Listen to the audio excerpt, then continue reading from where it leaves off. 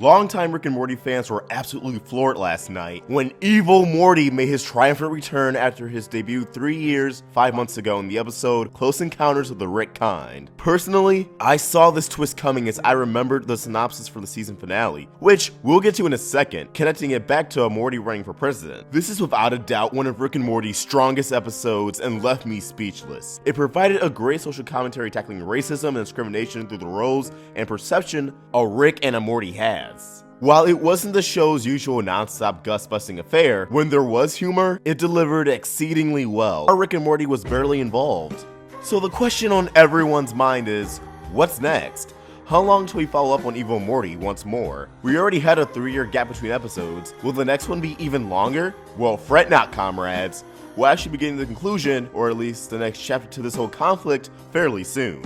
Let's jump back to the episode synopsis for Season 3, Episode 10, The Rickchurian Morty Date, which is of course the season finale currently set to air on October 1st. The synopsis reads, Rick goes on a confrontation with the president. As you may notice, they don't specify who or what this is the president of. Prior to this episode, you could assume it was the president of Earth or some alien planet. But as I said earlier, it all clicked to me in last night's episode that Rick will be confronting the president of the Citadel, Evil Morty. Now, Season 3 has been following a somewhat low-key story arc in terms of how serialized the show's become, and I'm hoping this is the ongoing plot Roiland and Harmon tease when saying one exists for viewers who are paying attention. I think it all really started in the episodes Rick Potion 9 and Close Encounters of the Rick Kind, with Rick and Morty abandoning Dimension C-137 and the introduction of the Citadel and Evil Morty. These seemingly non-linear storylines became interwoven as the encompassing story arc slowly branched off throughout the episodes The Wedding Squanchers, Rick Shake Redemption, and the rest of Season 3 onwards, with a divorce subplot with Beth and Jerry.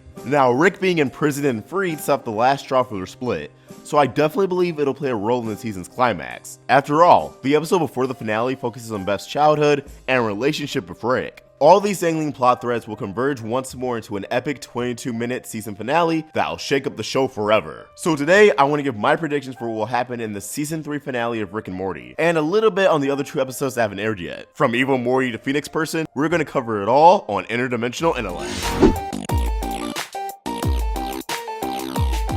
Welcome back to Interdimensional Intellect on the Roundtable. I'm your host, AwestruckVox. The end of Rick Shank Redemption found Rick informing Morty that this would be the darkest year of their adventure so far, and that statement has remained valid, not just for our Rick and Morty, but if the Ricklantis Mixup or Tales from Citadel shed light on, quite a bit of Ricks and Mortys have been going through absolute hell. What can be darker than Evil Morty, who seemingly, as the name implies, is the evilest of all Mortys? I mean, did you see how many Ricks and Mortys he's disposed of without second thought? Dude's a nutjob. Cunning, but a nutjob. So what does the future have in store for him? What's his agenda and origins? Well, since it's become clear Rick will be coming head-to-head with him in the finale, we may finally get some much-needed answers on his origins. Evil Morty headed out for our very own C-137 Rick in Close Encounters of the Rick Kind, framing him for murder and hell, had to possess knowledge of his portal gun.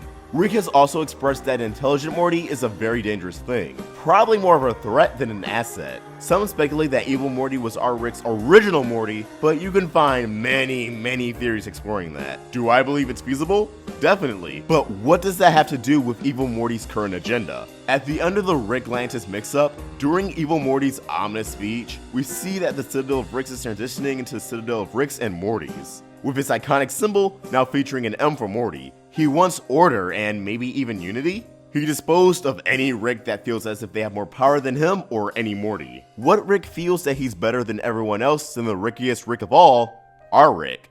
The Rick who single-handedly dismantled both the Galactic Federation and councils of Ricks in one fell swoop. Related or not, I think Evil Morty wants Rick out of the picture for simply being his one true adversary. Maybe Evil Morty doesn't really have any unsettling origin that ties into our Rick. I know that sounds boring, but we did see his Rick, Evil Rick. Perhaps that's all there is to it. Perhaps. With the insanely out there imaginations both Roiland and Harmon possesses, anything is on the table, and because of that, his origins are either a lot more simple or a lot more intense than we can deduce out of the clues given to us. I believe Evil Morty wants to do rid of the normalized dynamic between a Rick and a Morty. The abuse, the trauma, the suffering a Morty endures for an egotistical maniac. Evil Morty being aware that he himself is ironically an egotistical maniac is up for debate.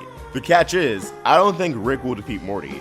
I believe our Morty will defeat Evil Morty. Another fan favorite theory that's been crafted throughout the show's run is that RC-137 Morty is the one who becomes Evil Morty in Close Encounters of the Rick Kind, and that the series itself can end on the iconic scene of him removing the eye patch. While I disagree with that theory, I do believe throughout season 3 we have seen just how much everything's taken a drastic effect on Morty. Hell, he jacked up Summer's ex-boyfriend Ethan at the end of the Whirly Dirly conspiracy, speaking in the same monotone voice Evil Morty sports. Rest and Ricklanization also showed how much of a jerk a confident Morty can be, even a bit devious. The next episode, as we've reported a few weeks back, is titled Morty's Mind Blowers. And even though Rick states in the promo that this is replacing interdimensional cable, insinuating there will be lots of improv, the synopsis still states, Morty's memories is restored. For this reason, we finally learn the truth in this episode.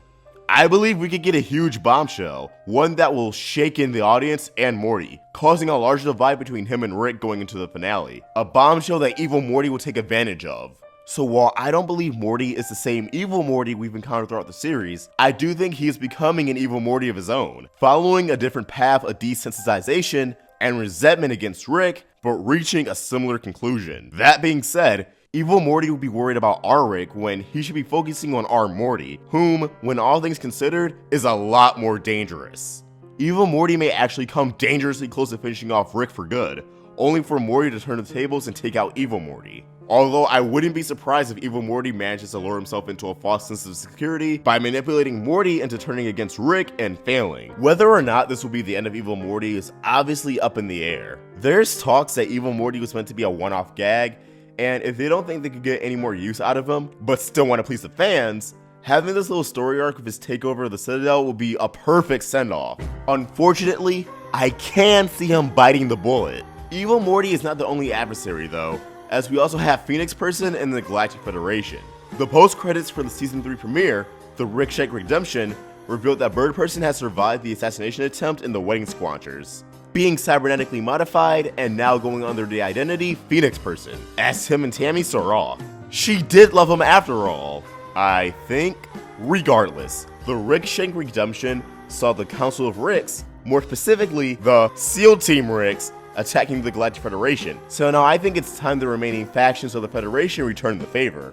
I believe Tammy and Phoenix Person will make their move and strike, inciting another great battle among the two. For all we know, this could be a part of the script Evil Morty's crafted, making sure whatever's left of the Galactic Federation is eradicated. Rick already did a bulk of the job for him. All Evil Morty has is cleanup duty. However, Tammy and Phoenix Person may actually recruit our Rick and Morty, even by force, to help fight the good fight. I say by force because Summer could get the wrong impression and assume Rick's going back to interdimensional prison again. Remember, there's a scene in the opening for the season of two Summers within what appears to be a Galactic Federation facility, armed and ready to attack.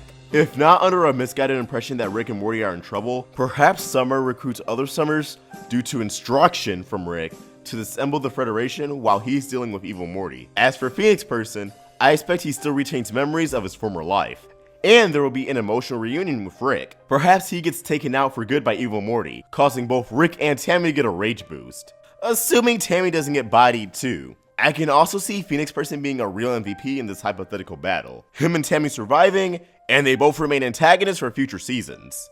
Either way, Galactic Federation against the Council of Ricks, or the Council of Ricks and Mortys, is definitely something I can feel in my bones happening. Finally, I'd like to shed some light on Jerry and Beth and the divorce. But honestly, that might be wrapped up in the penultimate episode of the season, the ABCs of Beth, in which she re-examines her childhood, although perhaps that episode leads into the season finale with an intense cliffhanger of Evil Morty kidnapping Beth to bait Rick in, leading to Jerry taking a stand and joining the fight alongside everyone else.